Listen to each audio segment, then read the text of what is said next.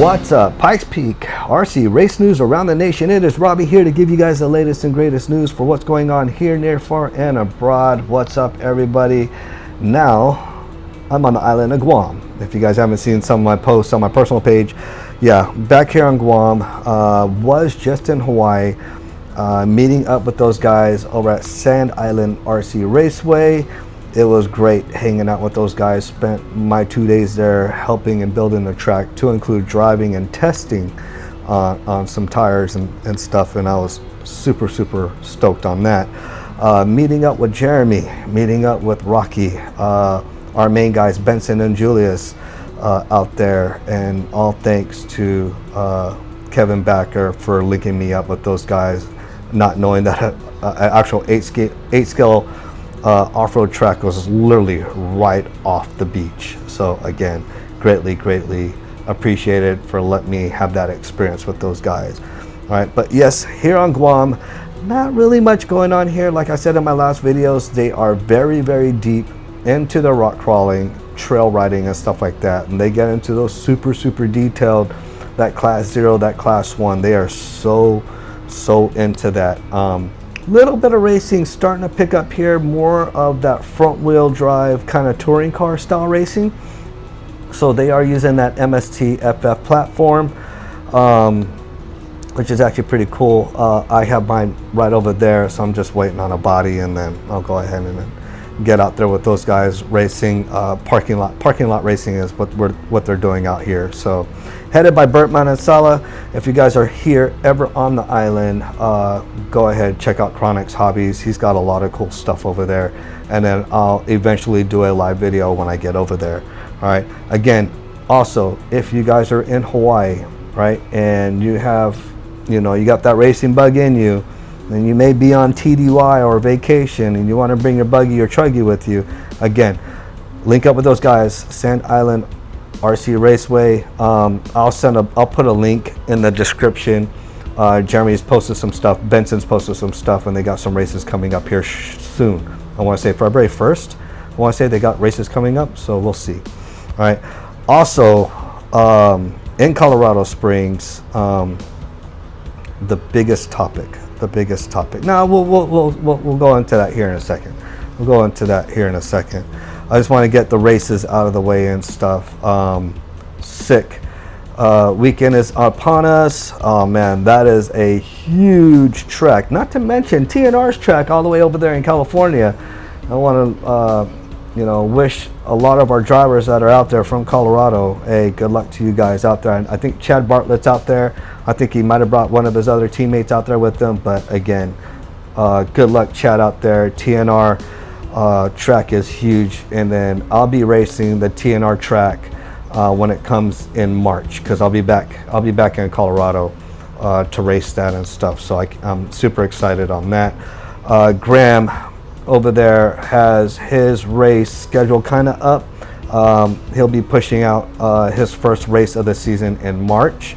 Again, also weather pending, so we'll see, because it'll still be kind of cold. We'll see, but he'll be racing as well, 8-scale racing. Faster laps, I'm not sure on Matt Kyle's schedule, but he does have Mini Z along those dates, to include here in February and then going into March as well too. So he's kind of changed up the track to get more comfortable for drivers and the pits itself. So we'll see how that goes as well too. So it looks like it's doing very well. Cole's Hot Lap Hobbies, he's got his race schedule up. Again, he's got a lot of stuff going on, so go to his Facebook page, check that out as well, to include More and 5280. Again, check out those guys. Also, I want to say Westminster Justin, he has his racing going on, so again, check that page. And JT, check out his page as well too, see what's going on here local in Colorado with racing, and then when their shops are open, so on and so forth. All right, but let's get into the main topic here. All right, I've been seeing a lot of the posts on this. Well, I won't say a lot of the posts. The post has gained a lot of traction, and Scott made a comment about trying to get people more down to Pueblo to support Cole's Hot Lap Hobbies, and I get that. And I'm all for 100% support your local tracks and so on and so forth. And I think some of the people that were commenting on they're kind of looking at it in a kind of a different, wrong kind of way and stuff like that. So again, why are people not racing over there, and why doesn't anybody go down to Pueblo? I kind of sort of got an answer for that. And you know why, you know, and it's not so much that we didn't lose racers over there in the Hobbytown area. It was just because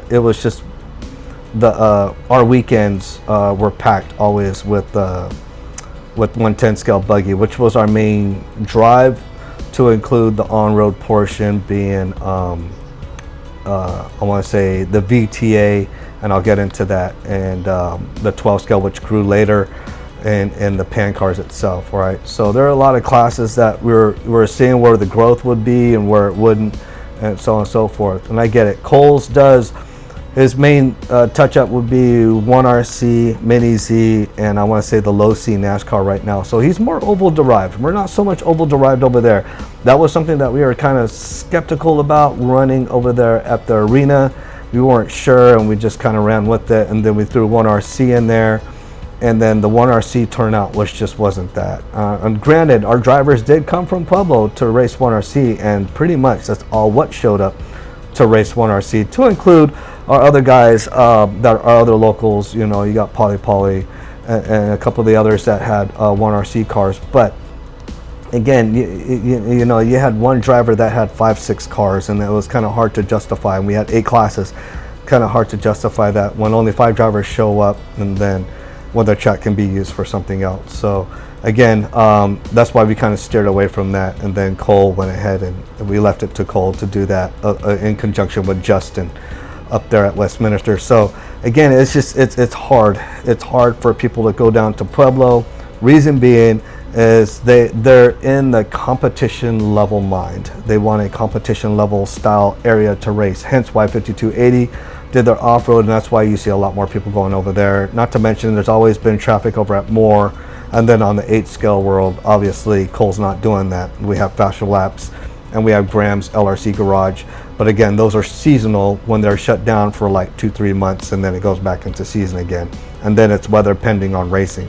All right, so again, I get it. You know, why are people, and then the call outs were there, and so on and so forth. It's just, again, it's hard to race for the competition level minded person, that competition minded person. I would say it's hard for them to drive on a track that's probably no bigger than my hotel room. Now, I'm not bashing Cole's track, all right, because he does have a bottom track that they're working on and they're getting set up, and it's much bigger. But for people to get out there to drive on that small of a truck, it's kind of hard when it's more designed for the micro B or the mini B or whatever. Not 110 scale where people can use it to its full potential to make sure their tuning is as follows. You know, when I go to a track, I want to get the full output of my vehicle. I don't want to dumb it down. Don't get me wrong, there's areas of tracks that I go to where I do got to dumb it down because of the size of the track or the length of the straightaway. I always base it off the length of the straightaway. You know, I don't have a long straightaway, so I don't need that gearing to be up on a straightaway. I can dumb it down a little bit via gearing.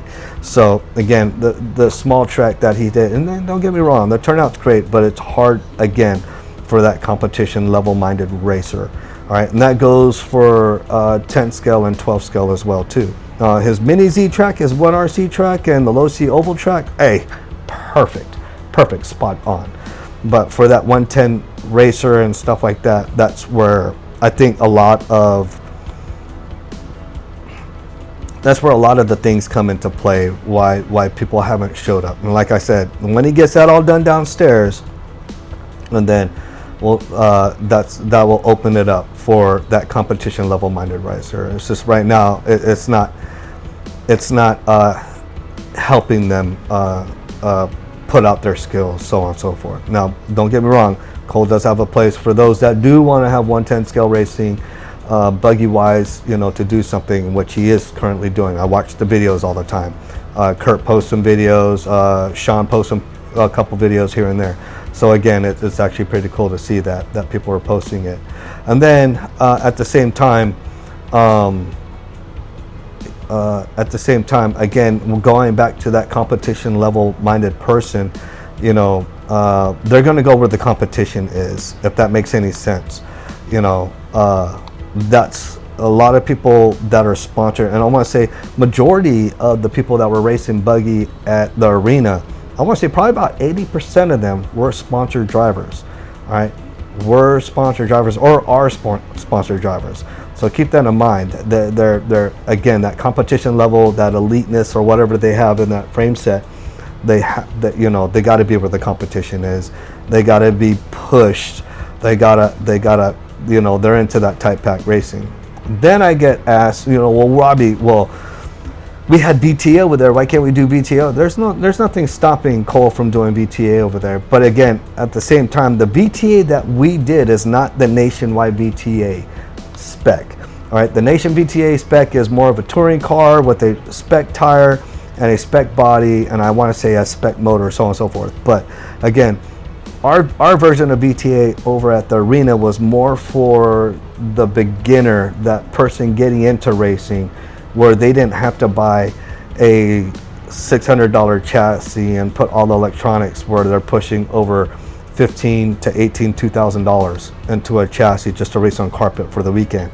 All right, so we brought these cars in, which would be the BL2S from Traxxas, which was a perfect platform for that beginner entry level, and it created a lot of havoc, and that was probably the most funnest part. I love watching the havoc of those things, you know, because it you know, I want to say they're robust to a certain point. All right, they become costly if you're one of those types, and there's a few people out there that just constantly replacing stuff, and to the point where they could just buy a real touring car, and I could just imagine the damage they would do with that.